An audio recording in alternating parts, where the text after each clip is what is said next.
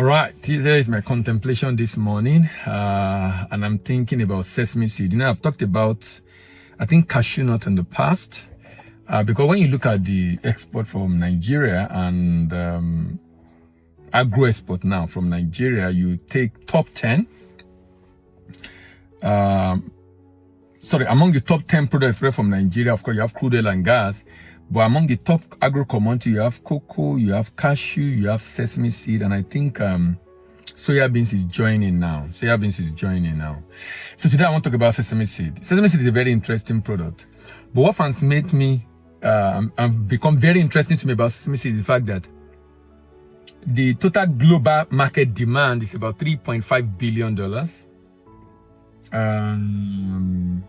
But the market is going to 50% of that is to 3 countries. So if you are looking at exporting sesame seed and you are looking for market to go into, I'll talk about those 3 countries that you should give priority because they are the major buyers in the world. Just imagine the demand also. Remember $1 billion. $1 billion is over 1.5 trillion naira. So when you talk about $3.5 billion, that's a lot of money. So the question first of all to ask is, why is it there is so much demand for sesame? Why is it there is so much demand for sesame? Sesame has multiple uses. Of course, chief among them is the fact that the oil is highly priced. That's the extraction of the oil. Vegetable oil, that's natural extraction of the oil. The cooking oil is very highly priced, very expensive.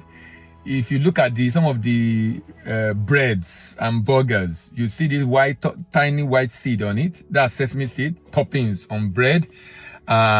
When they extract the oil, what is left is used to produce tahini, a meal often used in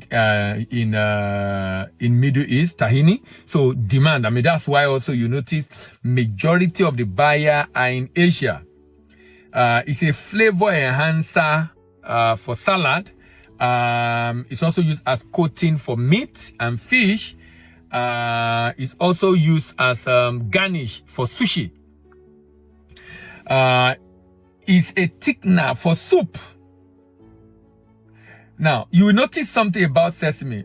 Almost all the uses are geared towards food. And if you look at global trade, actually, food constitutes just about food item and agri less than 2 trillion. So less than 3 trillion. Food item and agri, actually, less than 3 trillion. But when the product is now being used for industrial purposes, which is why why soya beans demand is so high. Soya beans almost 100 billion. Why? Because of the multiple use, which is why I call it agro commodity of the future. That if you are looking to do anything looking to farm a commodity, and you're looking at a commodity that will be very relevant in the future, that the demand is growing at a very high rate, and is having multiple uses. In fact, because of the environmental issue, it can be used to produce a lot of stuff that you currently use hydrocarbon to produce. It's replacing the carbon, so it's a biodegradable plastic, biodegradable adhesives, biodegradable, so many things that you currently hydrocarbon to produce. That's where soya beans coming. But what makes sesame seed, the demand is basically for food. And like I said, even though it's 3.5 billion is a lot, but it's still low compared to what sesame seed is. So which 3 countries should you be targeting if you are thinking of exporting sesame seed? Where are 3 countries you be targeting that are demanding 50% of this? Number 1 is China. China is a major buyer of sesame seed. As a matter of fact, 36% of global demand for sesame seed go to China. About 60% is soya beans, but 36% goes to China. 36% of global demand of sesame seed. So that means if you are looking to export sesame seed, you definitely must be looking at the Chinese market. The Chinese market should be a market you should be considering if you are looking at exporting sesame seed. The Chinese market should be a market you should be considering if you're looking at sesame seed. Why? Because 36% go to Chinese market. There are other markets around the world, and this includes Japan and Turkey. Japan and Turkey both are doing about 8% each. So 16 plus 36, that's 52. That's why I said 3 countries that you should consider sesame export: China, Japan, and Turkey. And Nigeria do a lot of export to China, Japan, and Turkey, actually. I mean, of sesame. Turkey is a major buyer also. Japan also buy, and of course, China. Now, the question you should be asking yourself is, if I need to get buyer in this country, what are the things I need to do to be able to get buyer in this country? I would recommend you understand and master the protocols to finding buyers. The protocols to finding buyers. Meaning, there are step-by-step things you need to do, you need to learn in order to be able to find buyer. I have a book, it's titled How to Find Buyer, bro. Eureka, Find International Buyer. We'll probably put it at the end of this video so you'll be able to see it. Now, it's so important for you to understand because, you know, when you don't follow those protocols, you might find yourself exporting and not getting paid. Not getting paid. For example, if a number of buyers for a first-time shipment might be giving you a payment method often called open account or cash against document, and you can mitigate that risk. Now, if you don't understand the implication of that kind of payment method and how to mitigate it, then it becomes a challenge.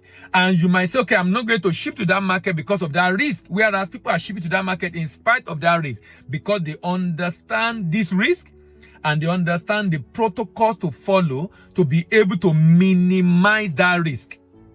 So China is a great market. Turkey is a great market. Japan is a great market. They are the major buyer of sesame seed, but they might not be giving you the kind of payment term you want. In getting those buyers, there are different options you can deploy. You can decide to leverage on social media in finding buyer. You can decide to register on B2B platform in finding buyer. You can decide to buy data of importers in that country. You can actually buy the data of importers in that country. And more importantly, is working with a representative on ground.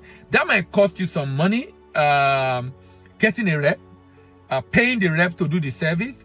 But you know, when you are going to export, you're probably spending 20, 30, 40, 50, 100, probably over 200-300 million to export to that market. $1,000, $2,000, $3,000 spent to get a representative to engage a rep that will represent you in the market will save your 100 million, 200 million, 300 million naira that you're going to be using to export to that country. I'm basically saying that you need to check very well to ensure that you do not expose yourself unnecessarily. If you're not able to get a payment method like letter of credit, like a guarantee or standby letter of credit, then having a representative on ground becomes important. One of the protocols to follow is to ensure that you have a representative on ground. Now, for most buyers to be able to even consider you as a serious exporter, you also need to have a website. You can't be saying you want to do a business of over 100 million, 200 million, 300 million, and you don't have a website. It doesn't speak well. It doesn't speak to the buyer that you're a serious-minded business person. So having a website and having social media handles in which you post regularly then become very important for anyone to take you very seriously as a company that is serious about exporting. Now, Nigeria export of sesame seed is very low, in my opinion. Maybe I'll spend another video to talk about that. And I was talking about why we are exporting very low volume. Because, I mean, sesame seed is an arable crop.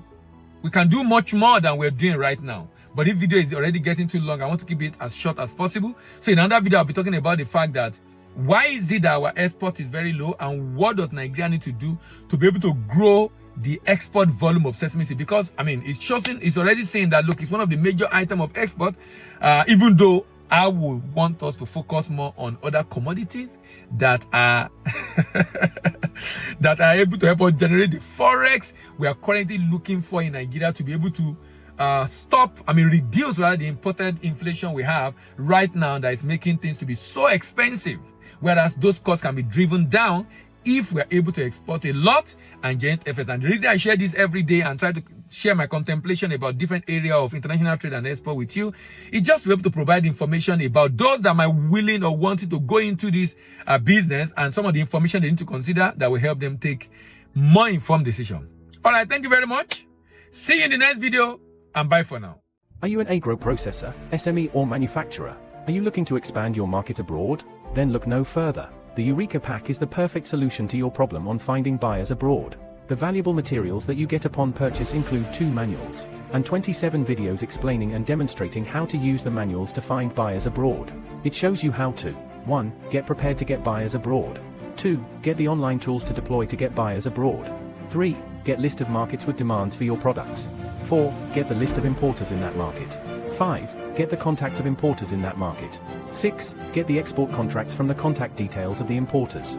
7. Get favorable export contract terms. What are you still waiting for? Place your order via a WhatsApp chat +2348092000424 or email to info@3timpex.com. You can get this pack for just 60,000 naira. Grab your copy now.